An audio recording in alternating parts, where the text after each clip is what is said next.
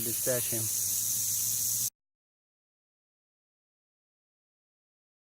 This snake lost its head, which is right here, which can still bite.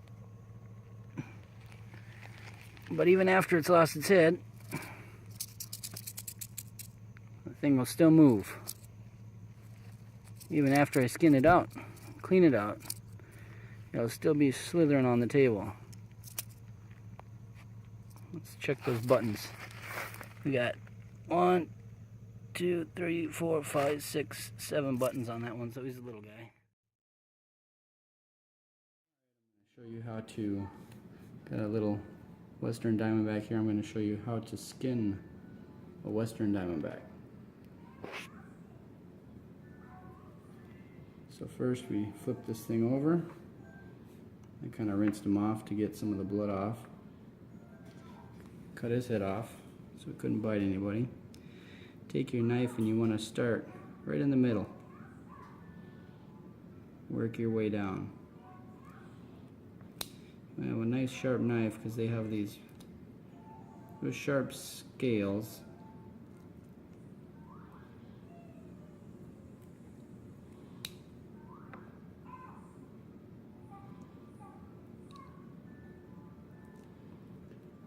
If you can keep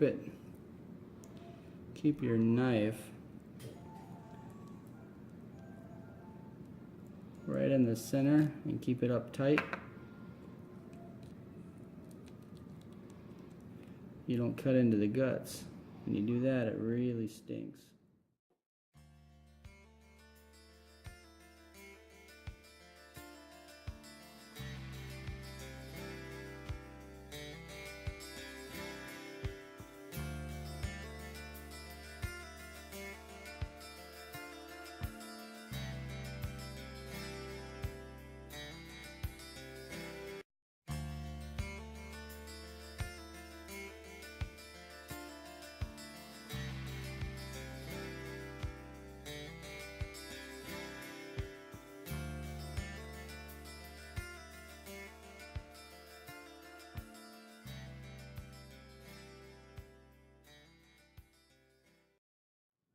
Alright, here we're getting close to the butthole. You'll see some stuff come out of there.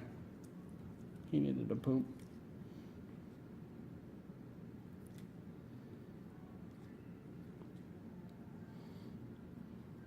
Alright.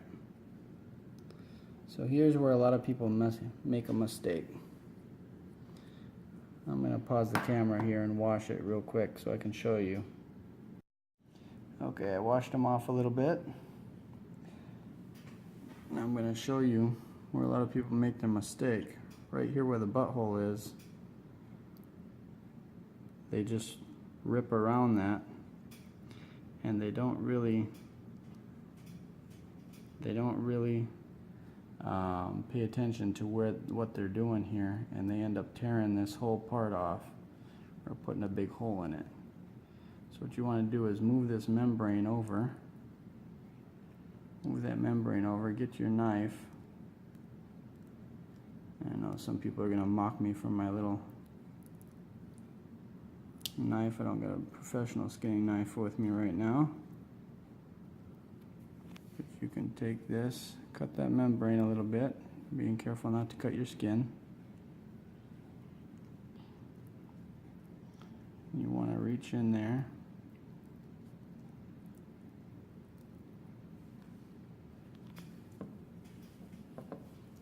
And get around.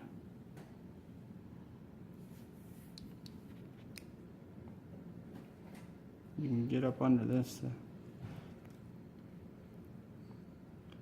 You already cut the butt hole. Now go ahead and go right down the middle.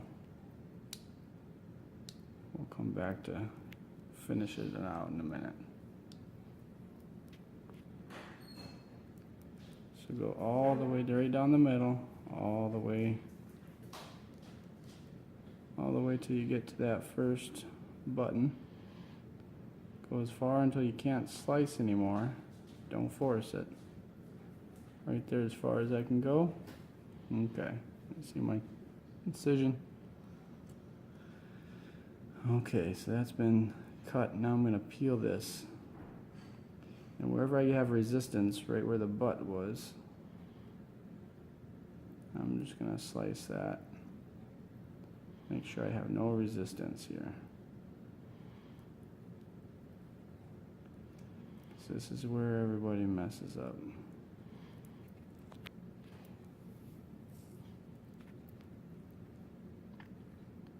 Okay, I cut that one side, now I gotta do this side. I'll pull this over.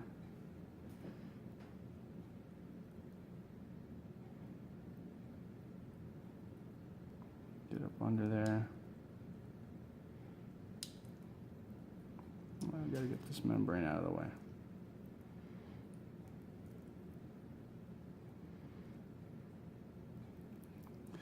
Right alongside there, make sure you pop out. Perfect. Okay, so we cut the hard part away. Now what we're gonna do, cut away some of that tissue, both sides.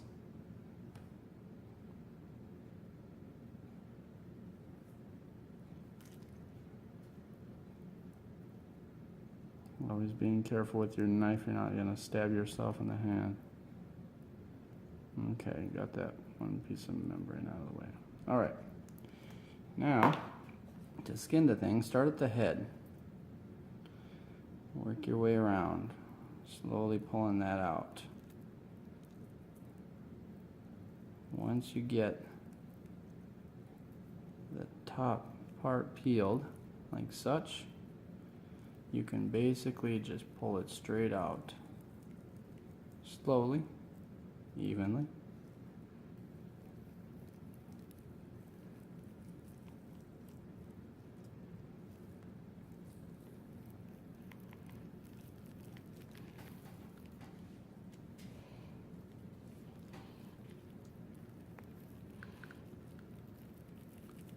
It'll come out. It'll all come off. On the other side, it kind of puts some pressure on the guts. Some of the guts might want to start coming out. Don't worry about those. Hopefully your wife doesn't mind you making a mess on your kitchen table. Okay, right here we got to where our butthole was. Right here you want to be very careful. Slowly, one side at a time, pull around where that hole was. I'm going to go on both sides. Make sure you get it all the way off. The skin tends to stick really hard right here. So make sure you're doing a good job pulling it. It's very easy to tear.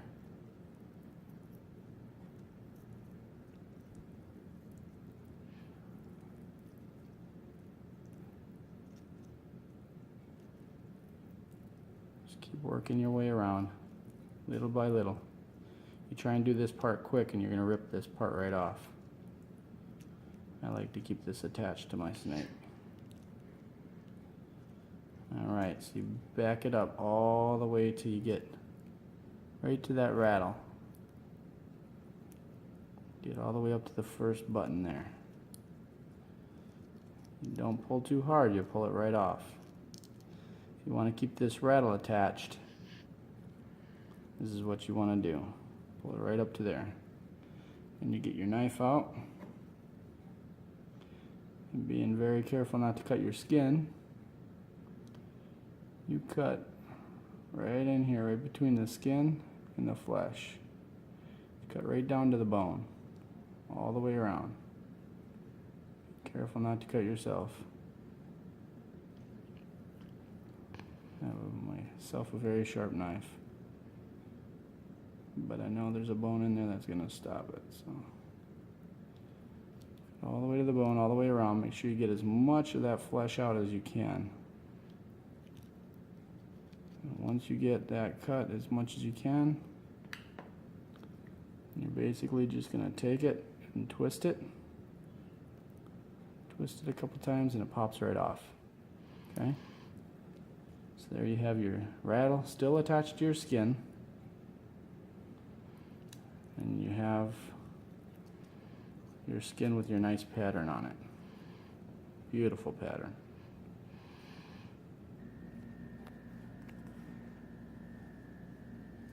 Alright, so now what we're going to do is I want to show you how to, after you've skinned your rattlesnake, how to get this fleshy part off. Say you want to tan it, you want to make something out of it, whether it be a decoration piece or you want to use it for making a wallet, a belt, headband, whatever it might be. So just take a knife that doesn't have serrated knife on it, and you just scrape it. Make sure you got this thing laying flat and just scrape straight down. Doesn't take a lot of pressure, just make sure you cover it. Pause it. Here. You can see the skin or this flesh coming off here pretty easy. You just work your way down. You need a hard surface, flat surface, something hopefully is easy to clean. And just work your way down. You're going to have most of the fat, most of this flesh on the outsides of what would have been the belly of the snake.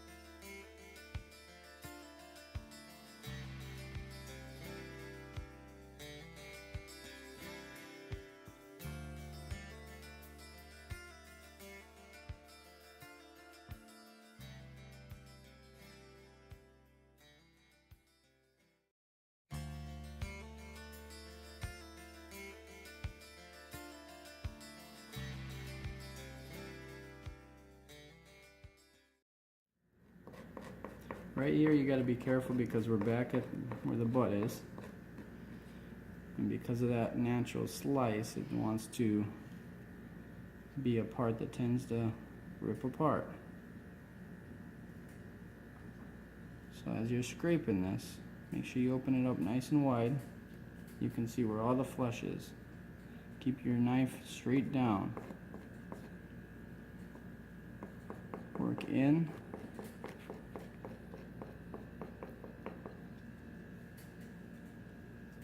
And then work out. If you keep going backwards, you're going to rip your skin. You shouldn't have a lot of flesh here, but there may be a little bit.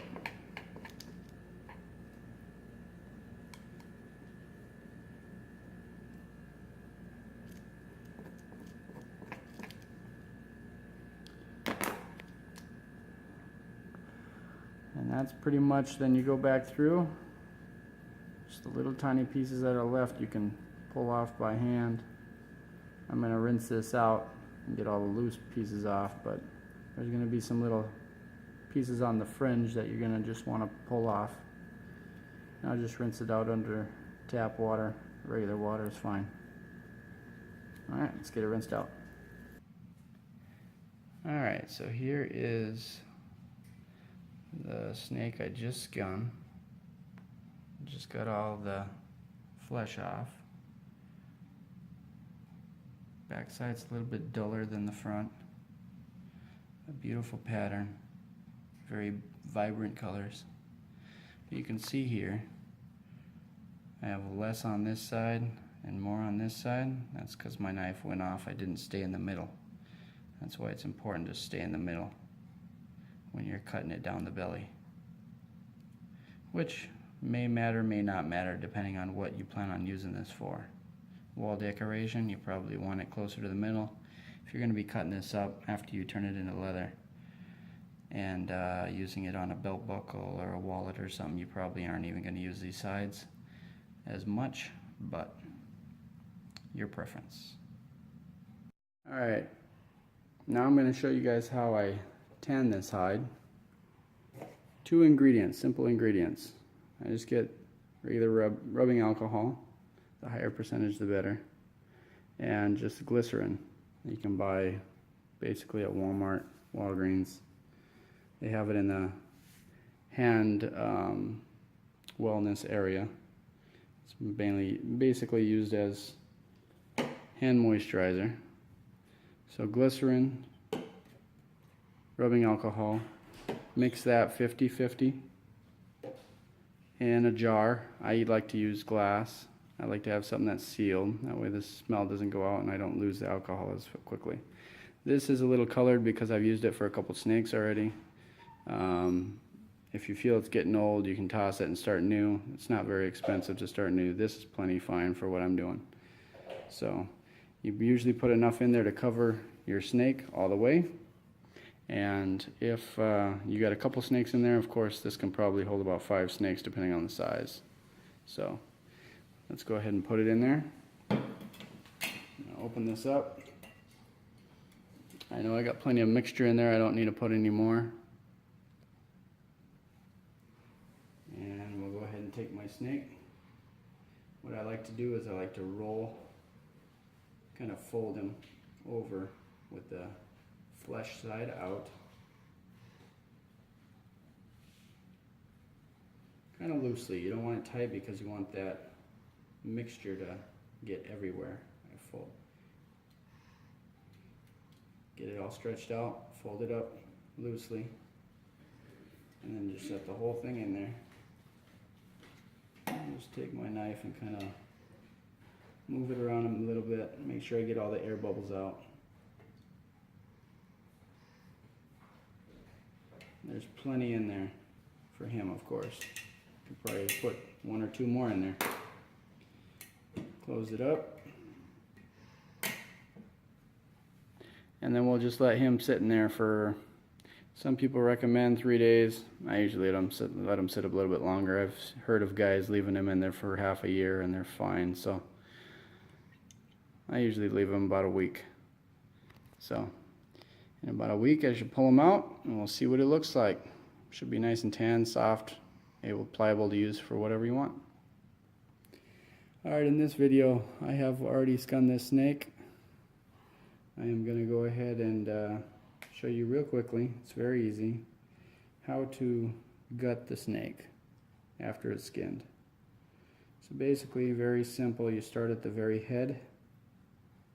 You can find that little windpipe, little tube there, little windpipe, and you grab a hold of that and you basically just pull straight down.